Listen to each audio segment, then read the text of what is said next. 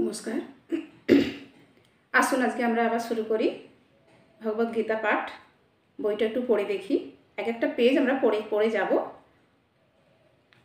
আমাদের জন্য ভগবান যতটুকু নির্ধারিত করে রেখেছেন তা কিভাবে সদ্ব্যবহার করতে হবে তার অনেক সুন্দর সুন্দর উদাহরণ আছে। ভগবদ গীতাতেও এর ব্যাখ্যা করা হয়েছে। কুরুক্ষেত্রের যুদ্ধের প্রারম্ভে অর্জুন ঠিক করেন তিনি যুদ্ধ করবেন না। এটি ছিল তার নিজের সিদ্ধান্ত। কুরুক্ষেত্র যুদ্ধের আগে অর্জুন ঠিক করেছিলেন তিনি যুদ্ধ করবেন না। অর্জুন পরমেশ্বর ভগবানকে বলেন যে সেই যুদ্ধে নিজের আত্মীয় পরিজনদের হত্যা করে রাজ্য ভোগ করা তার পক্ষে সম্ভব নয়। যুদ্ধ মানেই তো হত্যা কাণ্ড। আর কাদের বিরুদ্ধে যুদ্ধ করছে? সেই আত্মীয় পরিজন, সেই সমস্ত মানুষজন, পরিচিত মানুষজন, তাদের বিরুদ্ধেই। দেহাত্ম বুদ্ধির ফলে তিনি এই সিদ্ধান্ত নিয়েছিলেন। তিনি মনে করেছিলেন যে তার প্রকৃত স্বরূপ হচ্ছে তার দেহ এবং তার দেহজাত আত্মীয় পরিজন, ভাই, ভাইপো, ভগ্নিপতি, পিতামহ প্রভৃতিকে তিনি তার আপনজন বলে মনে করেছিলেন। তাই তিনি তার দেহের দাবিগুলি মেটাতে চেয়েছিলেন। তার ওই ভ্রান্ত দৃষ্টিভঙ্গি পরিবর্তন করার জন্যই ভগবান ভগবদ্গীতায় দিব্য জ্ঞান তাকে দান করেন। এই জ্ঞান প্রাপ্ত হয়ে তার প্রকৃত অর্থ হৃদয়ঙ্গম করতে পারার ফলেই অর্জুন ভগবানের পরিচালনায় যুদ্ধ করতে ব্রতী হন। তখন তিনি বলেন, তুমি যা বলবে আমি তাই করব।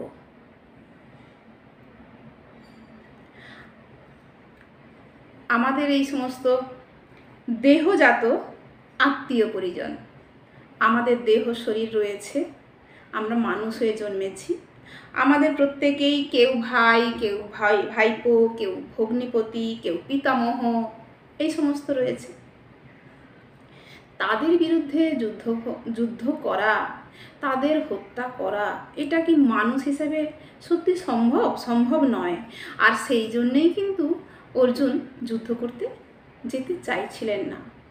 কিন্তু তাকে দিব্য জ্ঞান দৃষ্টি দেয়া হলো যে দেহের যে দাবিগুলো মেটাতে যে চেয়েছিলেন তা সে দৃষ্টিভঙ্গি পরিবর্তন করার জন্য তিনি দিব্য জ্ঞান, কৃষ্ণ তাকে দিব্য জ্ঞান দান করলেন। এই পৃথিবীতে মানুষ কুকুর বেড়ালের মতো ঝগড়া করে দিন কাটাবার জন্য আসেনি। এই পৃথিবীতে মানুষ কুকুর বিড়ালের মতো ঝগড়া করে দিন কাটাবার জন্য আসেনি। তাকে তার বুদ্ধিমত্তা দিয়ে মানব জীবনের যথার্থ উদ্দেশ্য সম্বন্ধে সচেতন হতে হবে এবং একটি পশুর মতো জীবনযাপন করা বর্জন করতে হবে। তার নিজস্ব যে বুদ্ধিমত্তা, সেই বুদ্ধিমত্তা দিয়ে তাকে কি করতে হবে? পশুর মতো জীবনযাপন করা বর্জন করতে হবে, ছাড়তে হবে। সমস্ত বৈদিক শাস্ত্র মানব জীবনের যথার্থ উদ্দেশ্য সম্বন্ধে নির্দেশ দিচ্ছে এবং সমস্ত বৈদিক জ্ঞানের সারাংশ ব্যক্ত হয়েছে ভগবদ্গীতাতেও। বৈদিক সাহিত্য মানুষের জন্য, পশুদের জন্য নয়। বৈদিক এই যে সাহিত্য, এই বেদ, এই পুরাণ, এই সব কিছু মানুষের জন্য, এগুলো পশুদের জন্য নয়। আচ্ছা, প্রতিটি মানুষের কর্তব্য হচ্ছে বৈদিক জ্ঞান হৃদয়ঙ্গম করে মানব জীবন সার্থক করে তোলা। এই যে মানুষের জীবন আমরা পেয়েছি, এই মানুষের জীবনটাকে সার্থক করে তুলতে হবে এবং সেটা বৈদিক জ্ঞান অর্জন করে।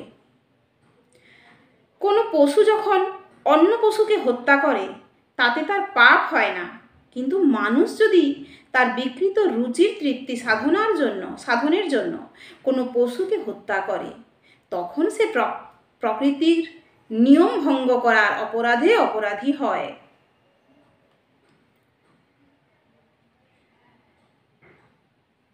তাহলে মানুষ যদি কোনো পশুকে হত্যা করে, পশুর কাজ হত্যা করা, মানুষের কাজ হত্যা করা নয়।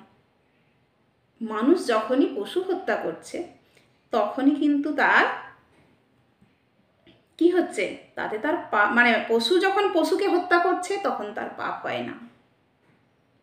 কিন্তু মানুষ যদি তার বিকৃত রুচির তৃপ্তি সাধনের জন্য কোনো পশুকে হত্যা করে, তখন সে প্রকৃতির নিয়ম ভঙ্গ করার অপরাধী হয়। ভগবদ্গীতাতে বিশদভাবে ব্যাখ্যা করে বলা হয়েছে যে প্রকৃতির বিভিন্ন গুণ অনুসারে 3 রকমের কর্ম সাধিত হয়। সত্ত্ব গুণের প্রভাবে কর্ম, রজগুণের প্রভাবে কর্ম এবং তমগুণের প্রভাবে কর্ম। তেমনি আহার্য বস্তুও আছে 3 ধরনের: সতগুণের আহার, রজগুণের আহার আর তমগুণের আহার। এই সবই পরিষ্কারভাবে বর্ণনা করা হয়েছে।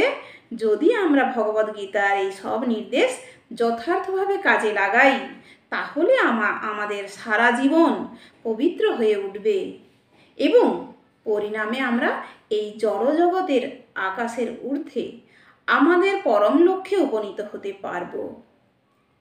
এই যে জড়জগৎ, তার যে একটা সীমা রয়েছে আকাশের ঊর্ধ্বে, সেই জড়জগতের আকাশের ঊর্ধ্বে আমরা উঠতে পারব।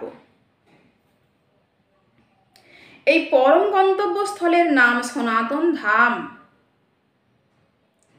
সেই নিত্য শাশ্বত অপ্রাকৃত জগৎই হচ্ছে আমাদের প্রকৃত আলয়, আমাদের সঠিক ঠিকানা। এই জড়জগতে আমরা দেখতে পাই সব কিছু অস্থায়ী, তাদের প্রকাশ হয়, কিছুকালের জন্য তারা অবস্থান করে, কিন্তু কিছু ফল প্রসব করে, ক্ষয়প্রাপ্ত হয় এবং তারপর এক সময় তারা অদৃশ্য হয়ে যায়। এটিই হচ্ছে এই জড়জগতের ধর্ম। এই যে জগৎ, এই যে জগৎ সংসার, এই যে জড় জগৎ, তার ধর্মটাই হচ্ছে যে কিছুকাল তাদের প্রকাশ হবে, একটা প্রকাশ ঘটবে, তারপর এক সময় তারা কিছুকালের জন্য তারা অবস্থান করবে, কিছু ফল প্রসব করবে, তারপর সে ক্ষয়প্রাপ্ত হবে, তারপরে সে অদৃশ্য হয়ে যাবে।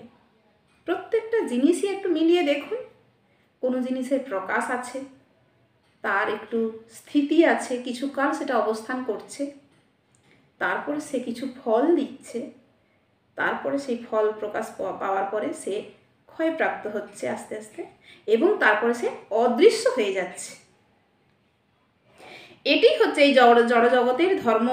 আমাদের এই দেহ অথবা এক টুকরো ফল অথবা অন্য যে কোনো কিছুরই দৃষ্টান্ত আমরা দিই না কেন, কিন্তু এই অস্থায়ী জগতের অতীত আরেকটি জগৎ আছে, যার কথা আমরা জানতে পারি বৈদিক শাস্ত্রের মাধ্যমে।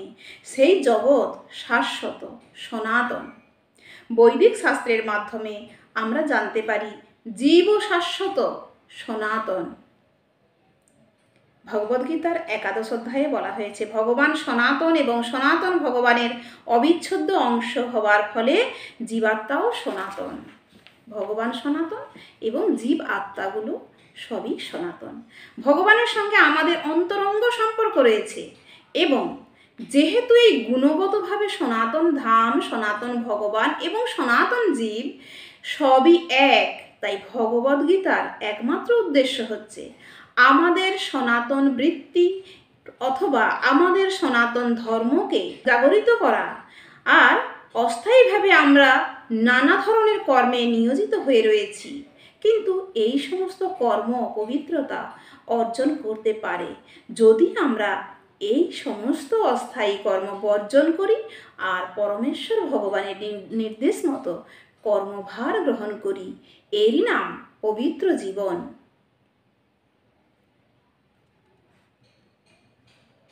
আমাদেরকে পবিত্র জীবন ধারণ করার কথা এখানে বলা হয়েছে। ঈশ্বর সনাতন, সনাতন ধাম, সনাতন ভগবান ও সনাতন জীব একই, সব একই।